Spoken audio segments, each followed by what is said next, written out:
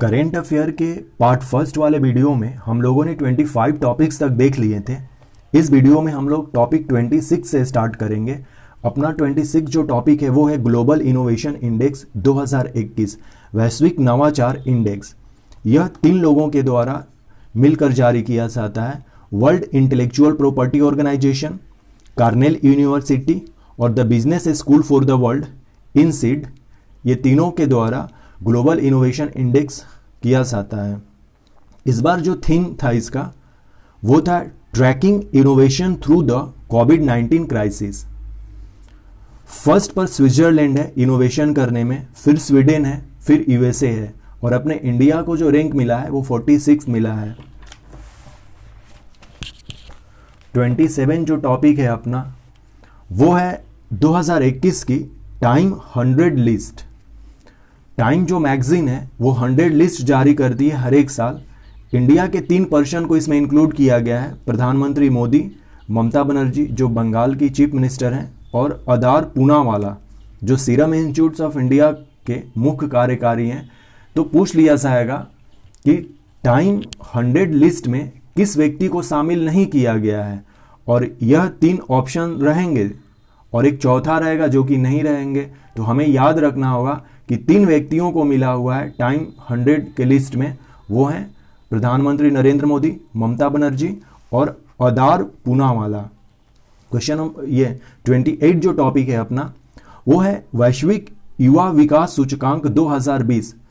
यह लंदन स्थित राष्ट्रमंडल सचिवालय जो है अपना, राष्ट्रमंडल सचिवालय का मतलब हो गया कॉमनवेल्थ सेक्रेटेरिएट जो है, जो लंदन में स्थित है, वो वैश्विक युवा विकास सूचकांक 2020 जारी करता है।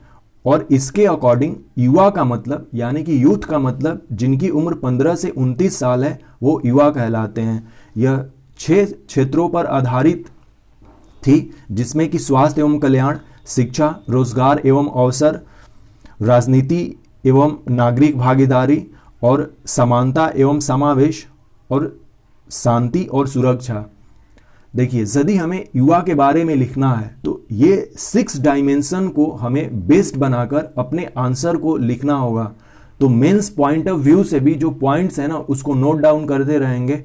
यदि कहीं पर भी युवा से रिलेटेड कोई भी क्वेश्चंस आता है मेंस में लिखने के लिए तो हमें इन 6 जो टॉपिक्स हैं या जो 6 जो डायमेंशन है युवाओं से रिलेटेड उसको शामिल करना चाहिए, जिसमें कि स्वास्थ्य एवं कल्याण, उनकी एजुकेशन, रोजगार एवं अवसर, राजनीतिक एवं नागरिक भागीदारी, समानता एवं समावेश, शांति और सुरक्षा।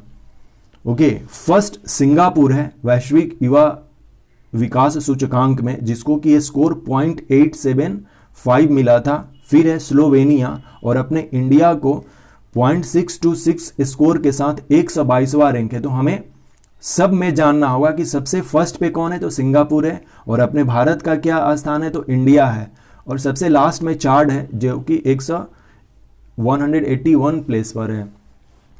तो हमने देखा वैश्विक युवा विकास सूचकांक 2020 यह राष्ट्रमंडल सचिवालय के द्वारा पब्लिश किया जाता है और इसमें फर्स्ट सिंगापुर है और अपने इंडिया को 122वां रैंक मिला हुआ है। टॉपिक 29 जो है ग्लोबल पीस इंडेक्स 2021 सिडनी स्थित एक थिंक टैंक है Institute for Economic and Peace, यह जारी करता है ग्लोबल पीस इंडेक्स। तो हमें देखिए इंडेक्स में 3 चीजें जाननी होती है। सबसे पहले कि वो जारी कौन करता है उस इंडेक्स को, जैसे हम लोग ग्लोबल पीस इंडेक्स को Institute for Economic and Peace जारी करता है। और दूसरा पॉइंट इसका ये होता है कि फर्स्ट कौन है, तो आइसलैंड है, और अपने इंडिया को कौन सा स्थान मिला है इसमें, तो 135वां है। हम लोग ग्लोबल पीस इंडेक्स में हमारे इंडिया को 135 मिला है और हमारा जो पड़ोसी है भूटान उसको 22 मिला हुआ है। तो ये जानना होगा हमें। टॉपिक 30 वर्ल्ड कॉम्पिटिटिवनेस रैंकिंग 2021 यह इंस्टीट्यूट फॉर मैनेजमेंट डेवलपमेंट के द्वारा जारी किया जाता है। फर्स्ट पर स्विट्जरलैंड है, फिर स्वीडन है, फिर डेनमार्क है, फिर नीदरलैंड है, और हमारे इंडिया को 43 रैंक मिला हुआ है वर्ल्ड कॉम्पिटिटिवनेस रैंकिंग में। Topic 31 trends in world military expenditure. Okay, विश्व में सैन्य व्यय प्रवृत्तियां क्या है पूरे विश्व की, वो एक जारी करता है इंस्टीट्यूट जिसका नाम है Stockholm International Peace Research Institute, और यह स्टॉकहोम में है। इसका शॉर्ट फॉर्म SIPRI, सिप्री भी कहते हैं हम लोग। तो सिप्री के द्वारा विश्व में सैन्य व्यय प्रवृत्तियां कैसी हैं वो जारी किया जाता है, trends in world military expenditure. तो देखते हैं, सर्वाधिक सैन्य में व्यय करने वाले 5 देश हैं, यानी कि जो सबसे ज्यादा पैसा खर्च करते हैं सैन्य व्यय में, वो है USA, फिर चाइना, और इंडिया हमारा 3rd नंबर पर है, फिर रशिया है, फिर UK है। 2019 की तुलना में वर्ष 2020 में 2.1 की भारत में वृद्धि भी हुई है, यानी कि हमने जितने पैसे खर्च किए थे 2019 में, उससे 2.1 जो रुपए हैं हमने 2020 में खर्च किए हैं। देखिए, बहुत सारे सैन्य हथियार जो है वो बनाए जाते हैं, तो बनाए जाते हैं तो निर्यात करने वाला एक देश होगा और उसको आयात करने वाला देश होगा, और यही जो सिप्री है ये सारा स्टडी करता है इनके बारे में, और ये बताता है कि सबसे ज्यादा निर्यातक यानी कि एक्सपोर्टर कौन है। तो सबसे ज्यादा USA करता है, रशिया करता है, फ्रांस करता है, जर्मनी करता है और चाइना करता है। और जो हमारा इंडिया है, इंडिया का स्थान जो है 24वां है। ये भी हथियार बनाता है इंडिया, तो निर्यात यानी कि एक्सपोर्ट करता है। सबसे ज्यादा हम लोग म्यांमार को एक्सपोर्ट करते हैं, फिर श्रीलंका को, और फिर मॉरिशस को करते हैं। और इंपोर्टर यानी कि जो माल बने हुए हैं, जो हथियार बने हुए हैं, उनको आयात करने वाला भी तो चाहिए। तो सबसे ज्यादा हथियारों की खरीद जो है वो सऊदी अरबिया करता है, फिर इंडिया हमारा करता है, इजिप्ट करता है, ऑस्ट्रेलिया करता है और चाइना करता है। और हमने देखा ये इस तरह से होगा, एक्सपोर्टर निर्यातक यानी कि हथियार जिसने बनाया उसको बेचा, तो सबसे ज्यादा बेचने वाला वर्ल्ड में USA है, फिर रशिया है, फिर फ्रांस है, जर्मनी है, चाइना है, और हमारे भारत का स्थान जो है 24वां है। और हम लोग बेचते हैं म्यांमार को सबसे ज्यादा, फिर श्रीलंका को, फिर मॉरिशस को। आई होप सो कि आपको समझ में आ गया होगा ये topic. 31 trends in world military expenditure, इसको स्टडी करता है Stockholm International Peace Institute, Peace Research Institute. और हमने देखा कि सर्वाधिक सैन्य व्यय यानी कि पैसा कौन सबसे ज्यादा सैन्य पर खर्च करता है, तो USA, China, India, Russia, UK, ये 5 कंट्री हो गए। और हमारा जो सैन्य व्यय है 2020 में 2019 की तुलना में 2.1% बढ़ा भी है। निर्यातक का हमने देखा कि सबसे ज्यादा निर्यात जो है हथियारों का वो USA करता है, फिर रशिया करता है, फिर फ्रांस, जर्मनी और चाइना। और एक्सपोर्ट आयात करता है सबसे ज्यादा Saudi Arabia, India 2nd place पर है। और हम लोग एक्सपोर्ट भी करते हैं, कुछ जो माल हम लोग बनाते हैं हथियार, वो म्यांमार, श्रीलंका और मॉरिशस को करते हैं। और इस तरह से हमारा विश्व में 24वां स्थान है एक्सपोर्टर के नाते।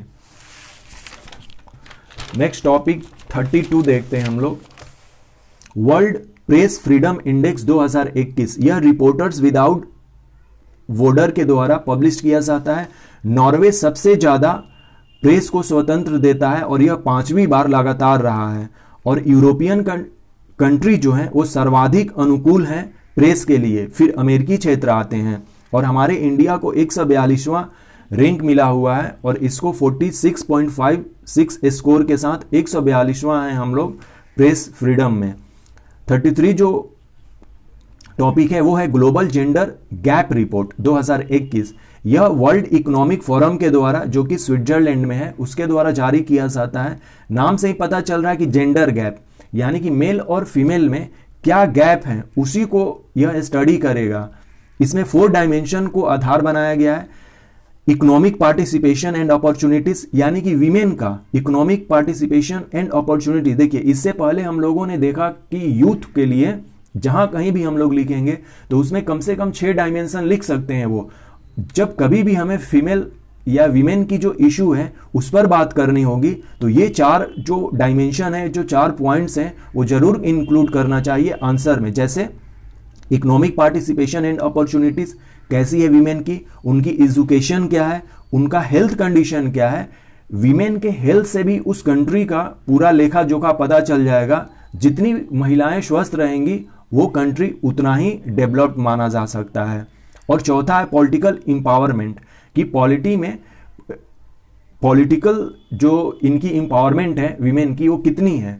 तो ये 4 डायमेंशन को करके ग्लोबल जेंडर गैप रिपोर्ट जो है वर्ल्ड इकोनॉमिक फोरम के द्वारा पब्लिश किया जाता है। आइसलैंड जो है सबसे ज़्यादा मेल और फीमेल में मतलब कि बैलेंस बना के रखता है, फिनलैंड, फिर नॉर्वे, और हमारे भारत को 2020 में 112वां स्थान था, लेकिन हम लोग 2021 में बहुत ज़्यादा हम लोगों ने लॉस किया, 140वें स्थान पे चले गए, यानी कि 28 पोजीशन हम लोगों ने लॉस कर दिया। तो ये ध्यान में रखना होगा। कई बार होता है कि पीछे वाले भी पूछ लेते हैं, इसलिए मैंने 2020 का भी लिख दिया है कि 2020 में हम लोग 112 पर थे और 2021 में हम लोग 140 पर हो गए हैं। तो ये रहा global gender gap report.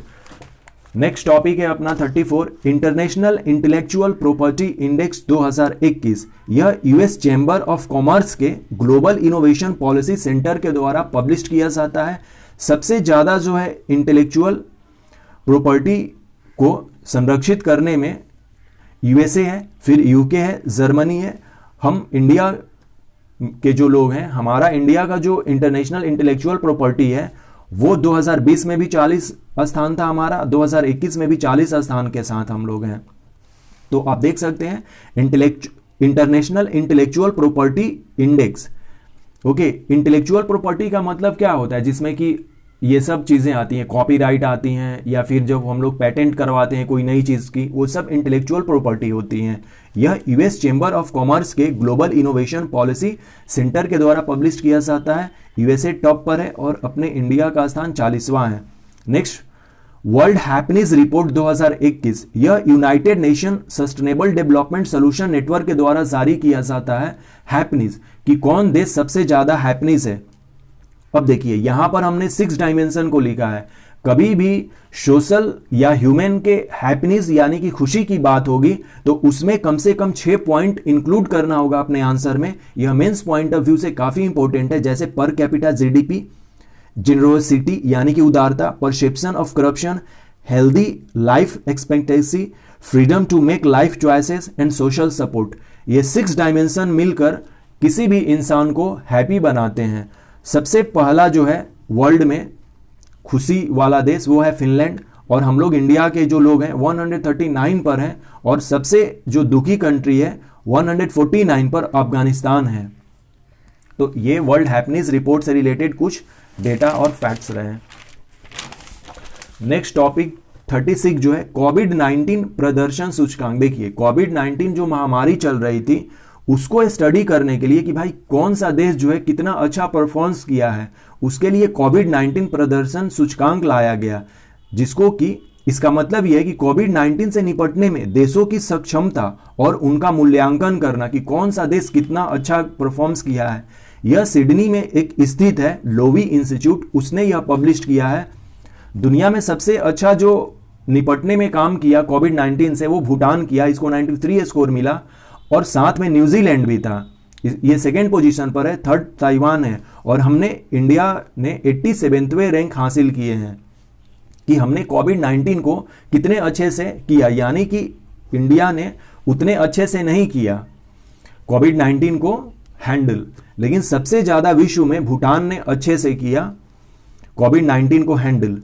37 index of economic freedom 2021। यह वाशिंगटन डीसी में एक स्थित है द हेरिटेज फाउंडेशन, वो जारी करता है इंडेक्स ऑफ इकोनॉमिक फ्रीडम। इसके जो टॉप 5 कंट्री है वो है सिंगापुर, न्यूजीलैंड, ऑस्ट्रेलिया, स्विट्जरलैंड और आयरलैंड, और हमारे इंडिया को रैंक मिला है 121वां, किसमें, इंडेक्स ऑफ इकोनॉमिक फ्रीडम, यानी कि इकोनॉमिक करने के लिए कौन सा देश फ्री है। तो सबसे ज्यादा फ्रीडम जो है इकोनॉमिक की वो सिंगापुर में होती है, और हमारे इंडिया को 121वां रैंक मिला है इकोनॉमिक फ्रीडम इंडेक्स 2021 में, और इसे जारी करता है द हेरिटेज फाउंडेशन जो कि वाशिंगटन डीसी में है। नेक्स्ट क्वेश्चन जो इसमें 38 जो टॉपिक है अपना, करप्शन परसेप्शन इंडेक्स 2020। यह 28 जनवरी 2021 को जारी किया गया था। यह ट्रांसपेरेंसी इंटरनेशनल के द्वारा जारी किया जाता है करप्शन परसेप्शन इंडेक्स। सबसे अच्छा जो है करप्शन से निपटने के लिए वो कंट्री है डेनमार्क, फिर न्यूजीलैंड, दोनों को फर्स्ट रैंक दिया गया था 88 स्कोर के साथ, और सबसे नीचे जो है वो है सोमालिया और साउथ सूडान, जिसको कि 12 स्कोर मिला था 179 इसका। रैंक है और हमारे इंडिया को करप्शन से निपटने में काफ़ी नीचे दिखाया जा रहा है। 86 रैंक है इंडिया का, जिसको कि 40 से स्कोर मिला था। Corruption perception index transparency international के द्वारा पब्लिश किया जाता है। सबसे अच्छा जो कंट्री है वो है डेनमार्क और न्यूजीलैंड, जिनको कि फर्स्ट पोजीशन मिला था कि करप्शन से निपट लिया जाए। यहाँ पर करप्शन बहुत कम है और सबसे ज़्यादा करप्शन सोमालिया और साउथ सूडान में है। हमारे इंडिया में भी बहुत ज़्यादा करप्शन है क्योंकि 86 रैंक मिला है। 39 जो टॉपिक है अपना ग्लोबल क्लाइमेट रिस्क इंडेक्स 2021, जिसे जर्मन वॉच पब्लिश करता है।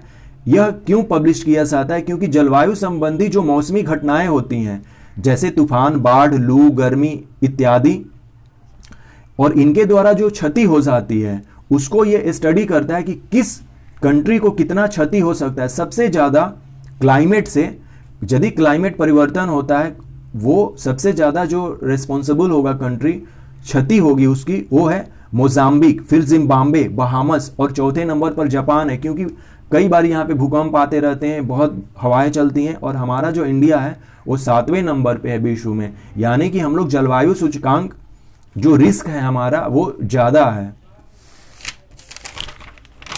टॉपिक 40 देखते हैं हम लोग, ह्यूमन फ्रीडम इंडेक्स 2020। यह वाशिंगटन डीसी में ही स्थित है। कैटो इंस्टीट्यूट और कनाडा में एक इंस्टीट्यूट है फ्रेशर इंस्टीट्यूट, ये दोनों मिलकर ह्यूमन फ्रीडम इंडेक्स जारी करते हैं।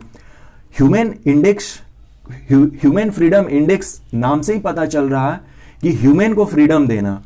तो इसमें सबसे ज्यादा अच्छा परफॉर्म कर रहा है न्यूजीलैंड, जिसको कि फर्स्ट पोजीशन मिली हुई है, और अपने इंडिया को 111वां नंबर मिला हुआ है ह्यूमन फ्रीडम इंडेक्स में।